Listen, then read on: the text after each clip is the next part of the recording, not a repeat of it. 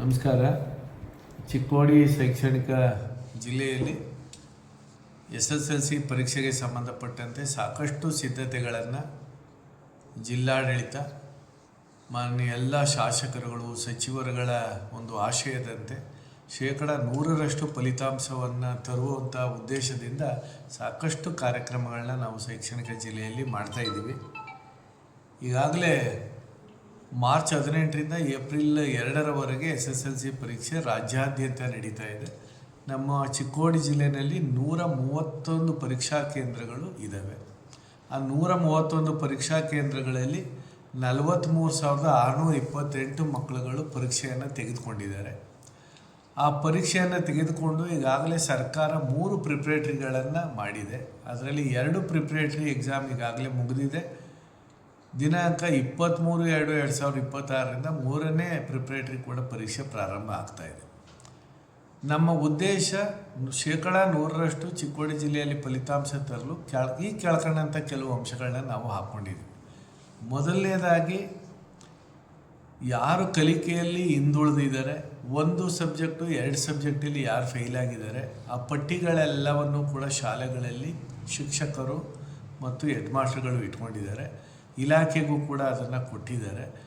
ಆ ಮಕ್ಕಳ ಅನುಗುಣವಾಗಿ ಮಕ್ಕಳ ಪೋಷಕರನ್ನೆಲ್ಲ ಸಂಪರ್ಕಿಸಿ ಪ್ರತಿದಿನ ಇಲಾಖೆಯ ಎಲ್ಲ ಅಧಿಕಾರಿಗಳು CRPಯಿಂದ ಹಿಡಿದು DDPIವರೆಗೆ ಎಲ್ಲರೂ ಕೂಡ ಸಂಜೆ 6ರಿಂದ 9ವರೆಗೆ ಮನೆ ಭೇಟಿಯನ್ನು ಮಾಡಿ ಎಲ್ಲ ಪೋಷಕರನ್ನು ಕೂಡ ನಿಮ್ಮ ಮಕ್ಕಳು SSLC ಪಾಸಾಗಲು ಇಲಾಖೆ ನಿಮ್ಮ ಜೊತೆ ಯಾವಾಗಲೂ ಇರ್ತದೆ, ಅದಕ್ಕೆ ಬೇಕಾದಂಥ ಶೈಕ್ಷಣಿಕ ವಾತಾವರಣವನ್ನು ನಿರ್ಮಾಣ ಮಾಡಬೇಕು ಅಂತ ನಿರ್ಧರಿಸಿದ್ದೀವಿ ಅಂತ ಹೇಳಿ ಅವ್ರಿಗೆ ಕೆಲವು ಸಲಹೆಗಳನ್ನು ಕೊಟ್ಟಿದ್ದೀವಿ. ಅದರಲ್ಲಿ ನಾವು ಕನಿಷ್ಠ ಒಂದೊಂದು ತಾಲೂಕಿನಲ್ಲಿ 100 ಓದುವ ಮನೆಯನ್ನು ಪ್ರಾರಂಭ ಮಾಡುವ ಗುರಿಯನ್ನು ಹಾಕ್ಕೊಂಡಿದ್ದೀವಿ. ಈಗಾಗಲೇ ಒಂದೊಂದು ತಾಲೂಕಿನಲ್ಲಿ ಈಗಾಗಲೇ 25ರಿಂದ 30 ಓದುವಿನ ಮನೆ ಮಾಡಿದ್ದೀವಿ. ನಮ್ಮ ಇಡೀ ಶೈಕ್ಷಣಿಕ ಜಿಲ್ಲೆಯಲ್ಲಿ ಒಟ್ಟು 1,000 ಓದಿನ ಮನೆಯನ್ನು ನಾವು ಮಾಡ್ತಾಯಿದ್ದೀವಿ. ಓದಿನ ಮನೆ ಅಂದರೆ ಮಕ್ಕಳುಗಳಲ್ಲಿ ಮನೆಯಲ್ಲಿ ಓದುವಂತಹ ವಾತಾವರಣ ಇರಲ್ಲ. TV, ಮೊಬೈಲು, ಬೇರೆ ನೆಂಟ್ರಿಷ್ಟು, ಜಾತ್ರೆ, ಸಂಭ್ರಮ, ಹಬ್ಬ ಇವುಗಳೆಲ್ಲ ತೊಂದರೆ ಉಂಟಾಗ್ತಾಯಿತ್ತು.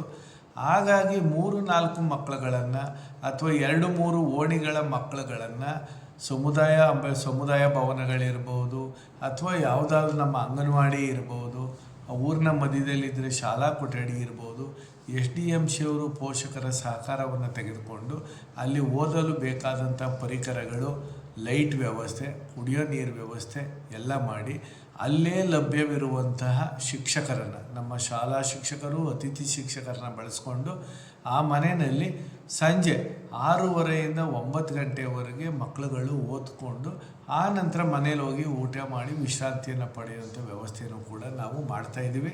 ಇದಕ್ಕೆ ಎಲ್ಲರೂ ಕೂಡ ಪೋಷಕರು, SDMC ಅವರು, ಊರಿನ ಎಲ್ಲ ಸಂಘ ಸಂಸ್ಥೆ ಹಿರಿಯರು ಎಲ್ಲರೂ ಕೂಡ ಸಹಕಾರವನ್ನು ಕೊಡ್ತಾ ಇದ್ದಾರೆ. ಈಗಾಗಲೇ ನಾವು PDO ಅವ್ರ ಮೂಲಕ, EO ಅವ್ರ ಮೂಲಕ ಎಲ್ಲ ತಹಶೀಲ್ದಾರ್ಗಳ ಸಹಕಾರವನ್ನು ಪಡೆದು ಎಲ್ಲ ಗ್ರಾಮಗಳಲ್ಲೂ ನಾವು ಸಂಜೆ 6ರಿಂದ 9ವರೆಗೆ ಮೊಬೈಲ್ ಮತ್ತು TVಯನ್ನು ನಿಷೇಧ ಮಾಡಬೇಕು, ಯಾರೂ ಬಳಸಬಾರ್ದು ಅಂಥೇಳಿ ಈಗಾಗಲೇ ಡಂಗೂರವನ್ನು ನಾವು ಸಾರಿಸಿದ್ದೀವಿ. ಸಾಕಷ್ಟು ಜನ ಅದರಿಂದ ಪ್ರೇರಣೆಯಾಗಿ ಬಹುತೇಕ ಹಳ್ಳಿಗಳಲ್ಲಿ ಇದು ಆಗಲೇ ನಿಷೇಧ ಆಗಿದೆ. ಇನ್ನೂ ಉಳಿದಂಥ 1-2 ಹಳ್ಳಿಗಳಲ್ಲೂ ಕೂಡ ಖುದ್ದಾಗಿ ನಾವೇ ಹೋಗಿ ಅದನ್ನು ಪರಿಹಾರ ಮಾಡ್ತಾಯಿದ್ದೀವಿ.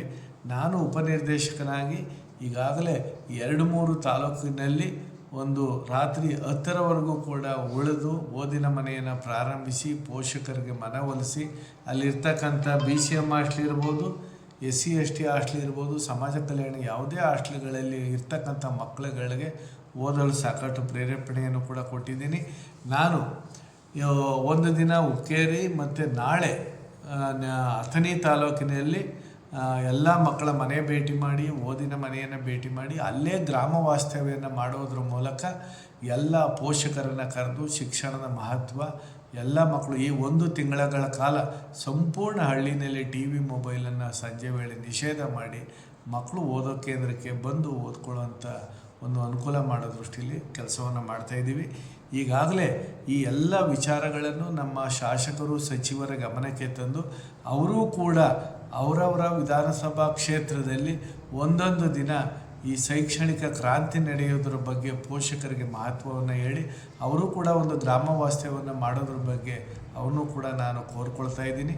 ನಮ್ಮ ಜಿಲ್ಲಾ ಉಸ್ತುವಾರಿ ಸಚಿವರು ಕೂಡ ಈ ಒಂದು ಶೈಕ್ಷಣಿಕ ಕ್ರಾಂತಿಗೆ ಮಕ್ಕಳುಗಳು ಯಾರು ಬಡ ಕುಟುಂಬದಲ್ಲಿ ಕತ್ತಲೆಯಲ್ಲಿ ಇರ್ತಂಥ ಕುಟುಂಬಗಳನ್ನು ಮೇಲೆತ್ತುವಂಥ ಕೆಲಸವನ್ನು ಏನು ಮಾಡ್ತಾ ಇದ್ದಾರೆ ಅಂಥ ಕೆಲಸಕ್ಕೆ ಪೂರಕವಾಗಿ ಸಚಿವರನ್ನು ಕೇಳಿಕೊಂಡು ಅವ್ರನ್ನೂ ಕೂಡ ಅವರು ಸೂಚಿಸಿದಂಥ ಒಂದು ಸ್ಥಳದಲ್ಲಿ ಗ್ರಾಮೋತ್ಸವವನ್ನು ಮಾಡಿ ಪೋಷಕರಿಗೆ ಮಕ್ಕಳಿಗೆ ಆ ಕುಟುಂಬದ ವಿದ್ಯಾರ್ಥಿಗಳಿಗೆ ಮುಂದಿನ ಜೀವನ ಭರವಸೆ ಮೂಡುವಂಥದ್ದನ್ನು ಕೂಡ ನಾವು ಕೆಲಸವನ್ನು ಮಾಡುವಂಥದ್ದನ್ನು ಕೂಡ ಮುಂದಿನ ದಿನಗಳಲ್ಲಿ ಇಟ್ಕೊಂಡಿದ್ದೀವಿ. ಒಟ್ಟಾರೆ 100% ಫಲಿತಾಂಶವನ್ನು ತಂದು ನಮ್ಮ ಇಲಾಖೆಯ ಎಲ್ಲರೂ ಕೂಡ ಸುಮಾರು 5,000 ಶಿಕ್ಷಕರು, ಮುಖ್ಯ ಶಿಕ್ಷಕರು, ಇಲಾಖೆ ಎಲ್ಲ ಅಧಿಕಾರಿಗಳು ಕೂಡ ಬೆಳಗ್ಗೆಯಿಂದ ಸಂಜೆವರೆಗೆ ಶಾಲೆಯಲ್ಲಿ ಕಲಿಸುವಂಥ ಕೆಲಸ ಮಾಡ್ತಾಯಿದ್ದಾರೆ. ಸಂಜೆ ಹೋಮ್ವರ್ಕ್ ಮಾಡ್ತಾಯಿದ್ದಾರೆ, ಮಕ್ಕಳುಗಳು ಓದಿನ ಮನೆಗೆ ಬರ್ತಾಯಿದ್ದಾರೆ, ಅಭ್ಯಾಸ ಮಾಡ್ತಾಯಿದ್ದಾರೆ ಅನ್ನೋ ಉದ್ದೇಶ. ಇದು ಉದ್ದೇಶ ಟಿ ವಿ ಮೊಬೈಲ್ನಿಂದ ಹೊರಬಂದು ಮಕ್ಕಳುಗಳು ಈ ಒಂದು ಕೇಂದ್ರಗಳಲ್ಲಿ ಒಟ್ಟಿಗೆ ಅಭ್ಯಾಸ ಮಾಡೋದ್ರಿಂದ ಒಂದು ಸಾಮಾಜಿಕವಾದ ಒಂದು ಬಾಂಧವ್ಯ ಬೆಳೀತದೆ, ಓದುವಿನ ಬಗ್ಗೆ ಆಸಕ್ತಿ ಬೆಳೀತದೆ ಅಂತೇಳಿ ಸಾಕಷ್ಟು ಪೂರಕವಾದಂಥ ಕಾರ್ಯಕ್ರಮಗಳನ್ನ ಹಾಕ್ಕೊಂಡಿದ್ದೀನಿ. ಇದಕ್ಕೆ ಸಮಾಜದಲ್ಲಿರ್ತಕ್ಕಂಥ ಎಲ್ಲ ಸಂಘ ಸಂಸ್ಥೆಗಳು, ಪೋಷಕರು, ವಿದ್ಯಾರ್ಥಿಗಳು, ಮಾಧ್ಯಮ ಮಿತ್ರರು ಮತ್ತು ಎಲ್ಲ ಚುನಾಯಿತ ಪ್ರತಿನಿಧಿಗಳು ಕೂಡ ಇದಕ್ಕೆ ಸಹಕಾರವನ್ನು ಕೊಡಬೇಕು. ನಮ್ಮ ಯಾವುದೇ ವಿದ್ಯಾರ್ಥಿ ಅವನು ಅನುತ್ತೀರ್ಣನಾಗಿ ತನ್ನ ಜೀವನವನ್ನು ಒಂದು ತೊಂದರೆಗೆ ಸಿಗಾಕೊಳ್ಳುವಂಥದ್ದು ಬೇಡ ಅನ್ನೋ ಒಂದು ಉದ್ದೇಶದಿಂದ ನಮ್ಮ ಎಲ್ಲ ಜನಪ್ರತಿನಿಧಿಗಳು, ಚಿಕ್ಕೋಡಿ ಶೈಕ್ಷಣಿಕ ಜಿಲ್ಲೆ ಎಲ್ಲ ಜನಪ್ರತಿನಿಧಿಗಳ ಆಶಯದಂತೆ ನಾವು ಈ ಮೊದಲು ಚಿಕ್ಕೋಡಿ ಶೈಕ್ಷಣಿಕ ಜಿಲ್ಲೆ ಮೊದಲ ಸ್ಥಾನದಲ್ಲಿ ಹೇಗಿತ್ತೋ ಅದೇ ರೀತಿ ನಾವು ಮತ್ತೊಮ್ಮೆ ಇದನ್ನು ಬಾವುಟವನ್ನು ಆರಿಸಬೇಕು ಅನ್ನೋ ಒಂದು ಉದ್ದೇಶದಿಂದ ಈ ಕೆಲಸವನ್ನು ಮಾಡ್ತಾಯಿದ್ದೀವಿ. ಎಲ್ಲರ ಸಹಕಾರವನ್ನು ನಾನು ಈ ದೃಷ್ಟಿನಲ್ಲಿ ಕೋರ್ತಾ ಇದ್ದೀನಿ. ಧನ್ಯವಾದಗಳು.